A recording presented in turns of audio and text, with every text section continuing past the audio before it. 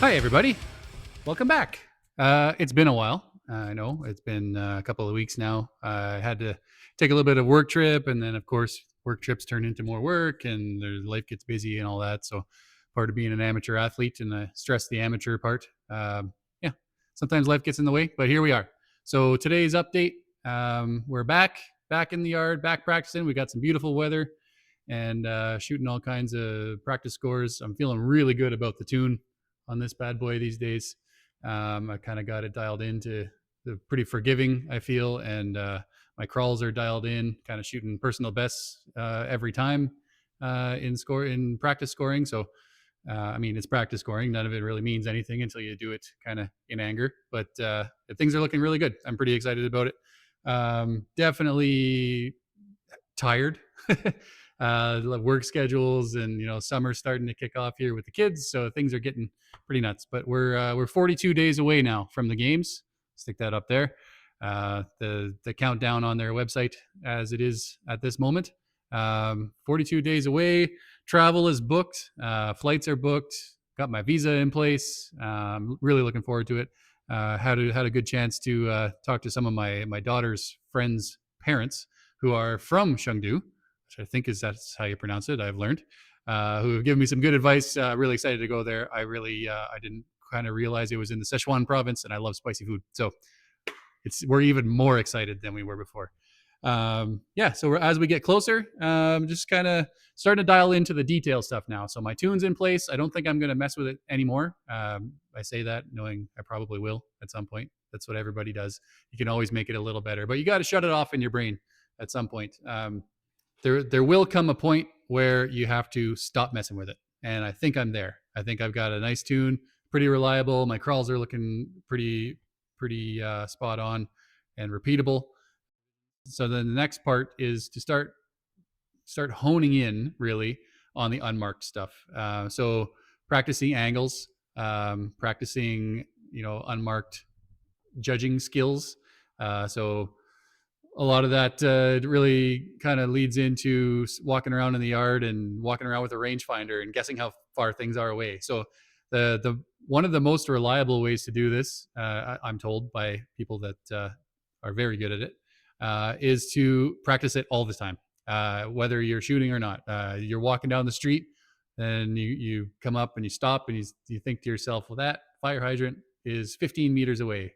And if you carry a rangefinder with you, and you check it and you just practice that, and that's the most reliable way to do it. Your first instinct is often the best way to go about things, and then after that you develop tools to double check your instinct. So yeah, looking down an arrow, you have something that is a certain size that's always the same size in your sight picture.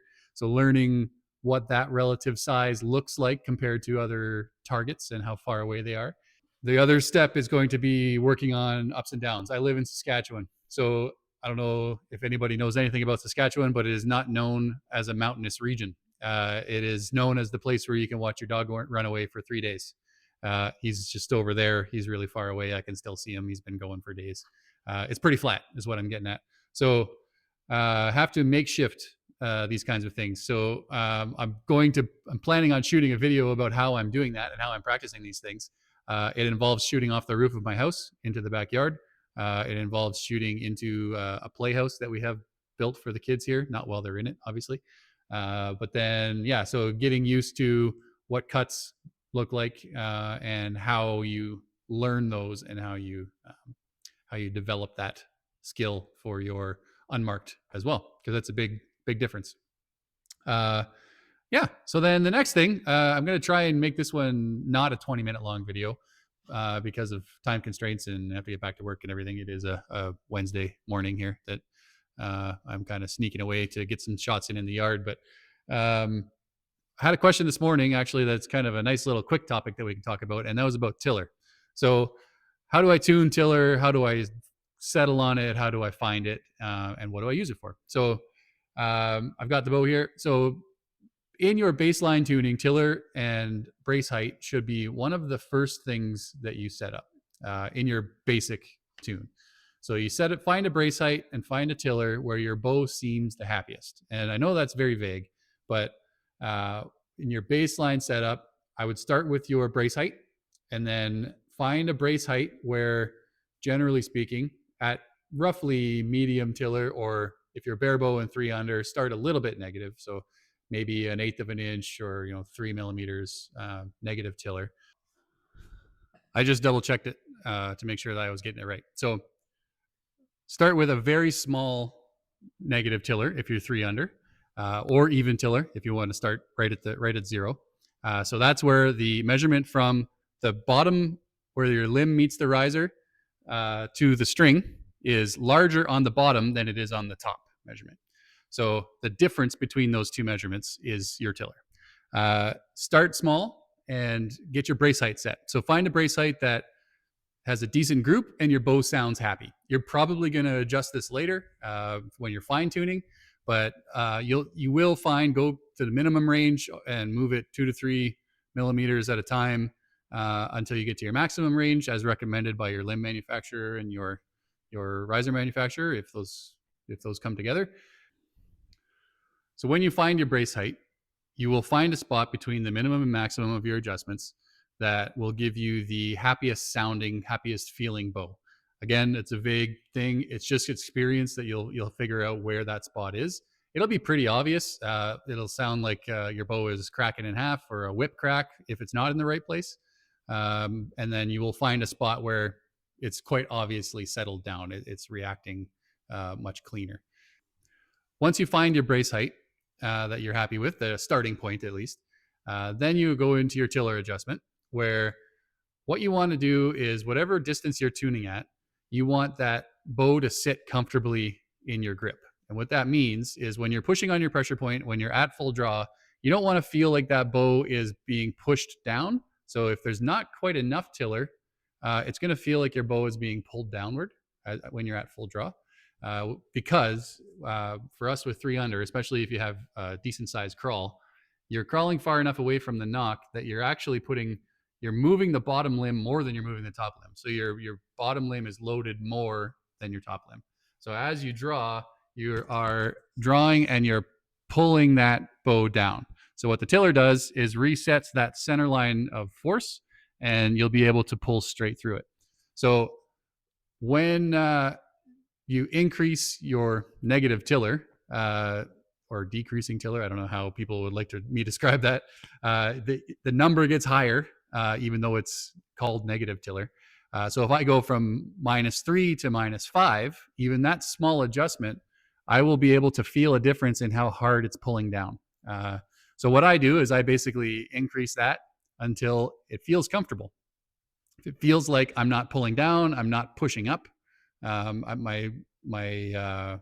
I'm at full draw, I'm feeling comfortable that it's pushing in the straight direction, and I don't feel like I'm being pulled one way or the other. From there, it's again kind of a arrow flight and sound tuning. So if at that comfortable tiller I'm getting horrible arrow flight, I will start that tiller as my starting point, and I'll go a little bit up and a little bit below from there. And then sometimes you'll see the arrows fly a little different, and then you kind of go towards the best flying arrow with that adjustment. So that's kind of the baseline thing. And then you will go into your standard bear shaft tune, and so that's kind of where you start from. When you're fine tuning it, it's a different thing. So I actually use tiller after my baseline tune. I use it to fine tune my nock height. So when I am using the moving nocks and I'm doing some tuning, and I tie on some temporary nocks that I can slide up and down, I do my bear shaft tune, I find the right place. When I tie on the permanent nocks, inevitably you will not tie them in the perfect spot. So then you'll tie on the permanent nocks, you'll go check your bear shaft tune again to make sure it's in the right place, and you're just ever so slightly high or low. So then I actually just use my tiller to adjust that a little bit. So if you go more negative tiller, it actually will lift your nock slightly. If you go more towards neutral tiller, it will lower your nock slightly. And these are very, very subtle changes. So using the tiller to do this is, an eighth of a turn on the lower tiller bolt, to be able to kind of just fine tune that extra little bit. And so actually that's what I was kind of doing today, because I've kind of messed with something else, and I've got my tune where I want it now. But I was just checking my tiller, so I bare shafted. I actually ended up moving my bottom tiller bolt about another eighth of a turn out, so to try and get a little bit more negative tiller. So as it sits now, my for reference, my initial tiller is usually somewhere between -4 and -5 millimeters negative. So bigger measurement on the bottom than the top. My finish point here now, where I've got it shooting really nicely and great arrow flight and very predictable, reliable crawls at all distances. I think I'm set about -7 now. So I actually went quite a bit more. And I was at -6, and then I went another millimeter to get my knock height just in that perfect sweet spot. A lot of people will use the rest to fine tune that little bit of a knock height thing. That's perfectly valid as well. Just bending the wire up and down a little bit and having the arrow sit just a little bit above or below the center line of the plunger. I personally, it just total personal preference. I like that arrow sitting dead center of the plunger. So I found and the fine tuning of a wire is a little bit less consistent than actually turning a bolt a certain amount. So for me, I like to, once I get that wire set where the arrow is the crest of the side of the arrow is dead center on that plunger, I try and keep it there and I don't move it as much as possible.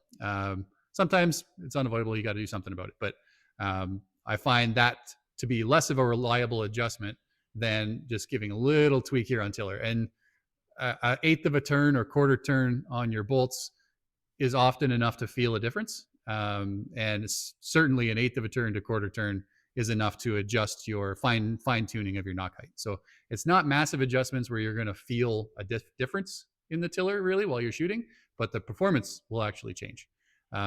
So yeah, that's the quick version of how I look at tiller.